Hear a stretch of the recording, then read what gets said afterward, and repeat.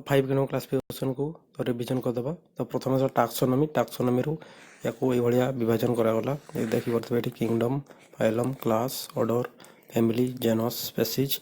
और जो स्पेसीज वर्डटा आसला स्पेसीज वर्ड जो जनरे जो बुक लिखी हिस्टोरिया जर्नलिज्म प्लांटेरियम से स्पेसीज प्रथम ये टर्मटा यूज करते। किंगडम रू आसगला किंगडम को टू किंगडम क्लासिफिकेशन करा प्रथम कार्लोस लिनियस द्वारा ये प्लांट किंगडम एनिमल किंगडम। तापर आसगला प्रतिष्ठा हेकेल द्वारा एड कर दिगला जोटा कि थ्री किंगडम क्लासिफिकेशन जनक कहुए हेकेल को।